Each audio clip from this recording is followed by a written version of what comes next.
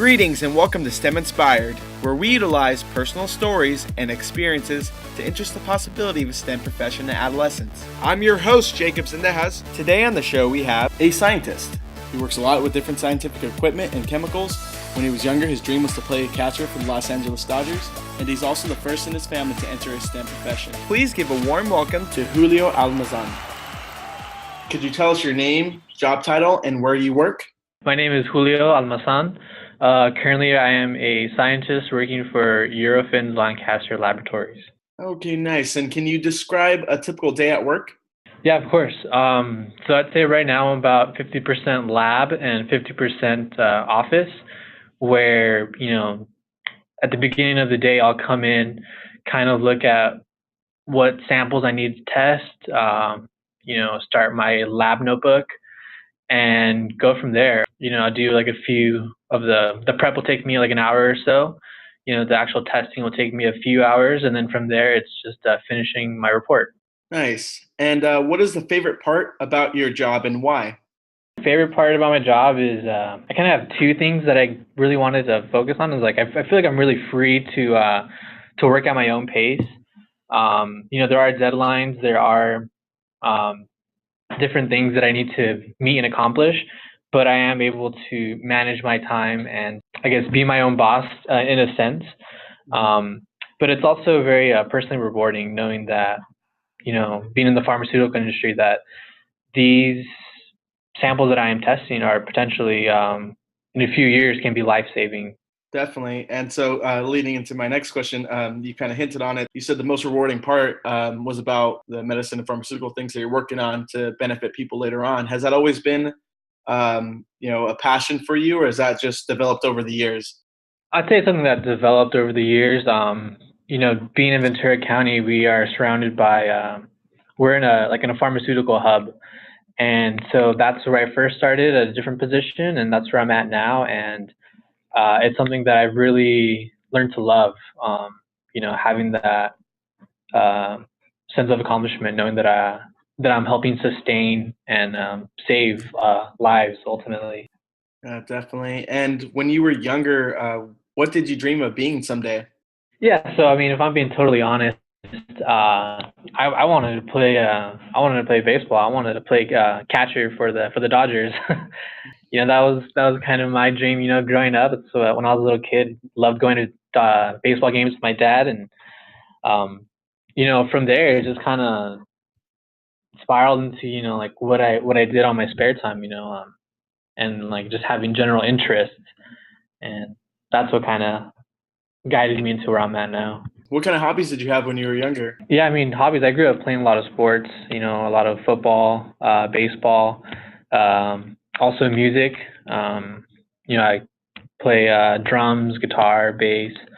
I'd say those are all different things. I think it's important to remember that, a scientist isn't just a one-dimensional person, that there's scientists come in many different shapes and sizes and interests and hobbies. Can you tell us briefly how you decided on entering your profession? I'm not sure about coming into it, but I know it really sparked my interest. What I had reflected on was in high school. I had a high school teacher, a chemistry high school teacher, when I was 16 years old. I felt like he gave us, as students, respect. He gave us time, and I reciprocated that. I paid attention in class, I listened, I stayed quiet. But at the same time, it also stuck with me. I feel like it really struck a chord with me, and that's kind of what I felt led me into even taking a chemistry course in college, and then really deciding that. I feel like that was the real root of it. And what exactly was something that he told you that motivated you? Well, I thought it was pretty uncommon at the time. And even now, this high school teacher is actually a retired PhD. He went to college, instead of going directly into teaching, he got his PhD in chemistry. He did, professor work for a while, but went into high school teaching. And I thought that was pretty unheard of, and the initial influence into chemistry itself. Who is or still is the biggest influence in your life? At the same time, I felt like growing up, my mom was always, the biggest influence in my life overall. Mm-hmm. Only because, she was the one to always give support. If she couldn't help, like with homework or something, she would always give her support. I feel very fortunate to have had her. I would pin the biggest influence in my life, to her. Okay, what were some of the pieces of information that your mother distilled in you? Growing up, my parents owned a grocery store, and so I grew up there, helping, stock the shelves, take out the trash, do all that, grunt work, if you would. And, my mom always I was always, either like by her side or my dad's side, and, really, really there, working alongside them. And, what I learned from them, even if they didn't necessarily say it, with words, what I learned from them was, just to not give up, every day, every day you need to put effort. It's not just, oh, I'm going to try just one day out of this week. It's like no, you really got to put in the effort every day, even if it's tough. It's important to get through it all. I think that's one thing I really learned from my mom. And was school always something that you knew you were going to continue? I would say that it was. I think at a young age when I first learned about college and, like I guess getting a specialty education, like a major, when I learned about that, I was definitely interested. I know it's not like that for everybody necessarily, but for my case, yeah, I did kind of know that I wanted to become specialized in a specific field. And I don't think that really ever left my mind, that it wasn't for me or anything. So my next question, what do you wish you had known before entering your profession? In my profession as a chemist, I wish I had known the different fields that there are, because there's pharmaceutical, which is a big thing, but there's also so much more that people don't think about. There's, cosmetics, there's food, every like for cosmetics, right? When you put on makeup or when people put on makeup, it needs to be tested, make sure it's safe first, for food and drink. You need to make sure that whatever you're consuming is safe for your body. Other industries, like materials, like computers are being designed with new materials every day, right? There's always a new memory card, there's always a new battery, and that's, R&D, or that comes from, the STEM field. Yeah, I think I would have liked to have known more of the real applications outside of, just jumping straight into pharmaceutical. Okay, definitely. And what advice would you give to students who think they want to enter a STEM profession? Advice? I mean, what I've told people, in the past is, you're gonna get tired, you're gonna feel, lazy, or you don't want to do it. I think the biggest advice that I can give somebody is, get it done. That's the advice that was given to me, and I feel like it really helped me out. It's like, you're not gonna want to study sometimes, but you have to. There's gonna be times where you're gonna procrastinate a project, but you have to do it. You have to get it done. I feel like just that line, get it done, can really go a long way. And that's what I would, really try to give somebody, is that motivation that, it can be done, so it's my turn now to get it done. Yeah. And have you personally experienced barriers, either real or perceived, in your STEM profession? I mean, I have. I think probably a little bit of both. The field that I'm in right now, in the pharmaceutical field, I think historically has been dominated by certain groups of people. And I definitely feel as a minority in certain cases.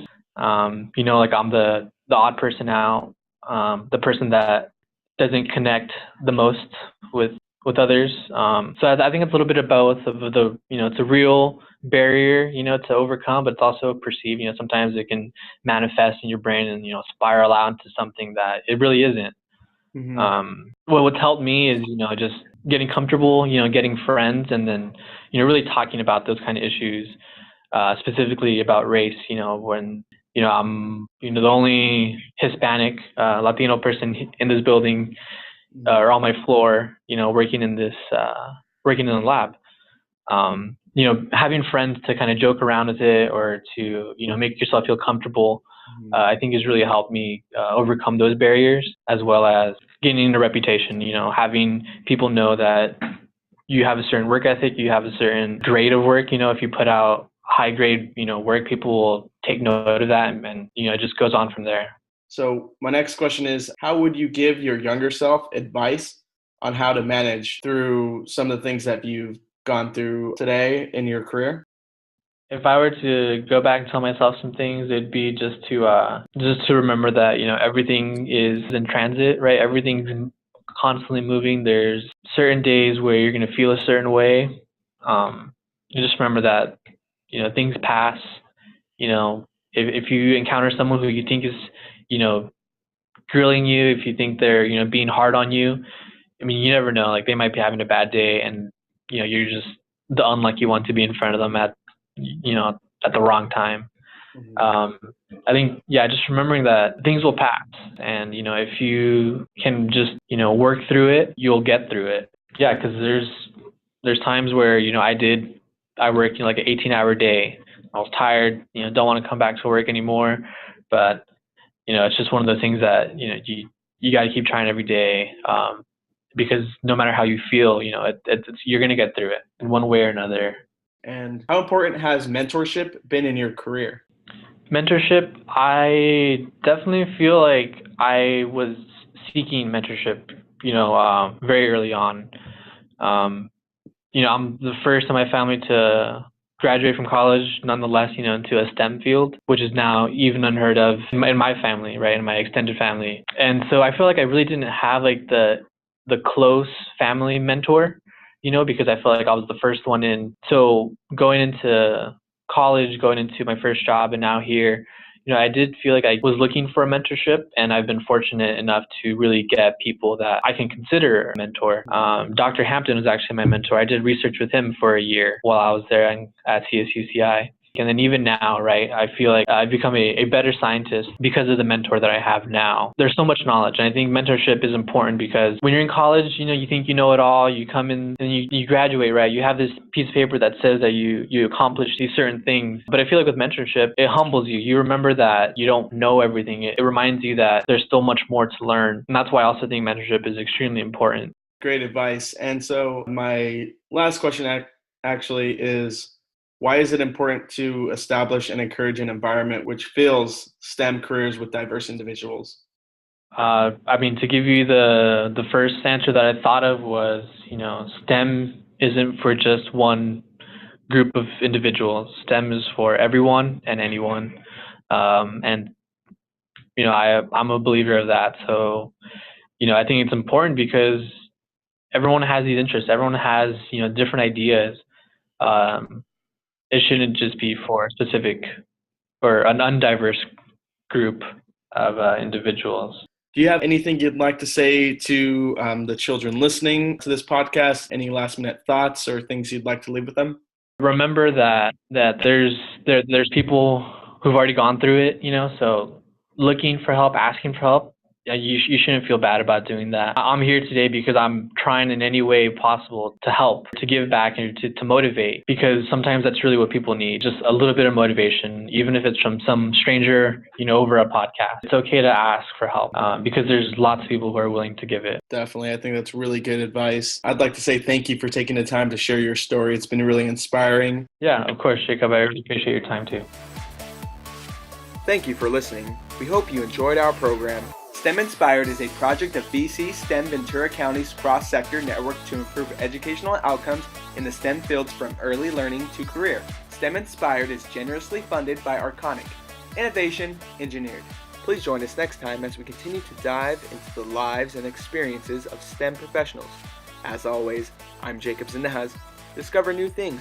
You never know when an interest can become a passion that can change the world. This has been STEM Inspired.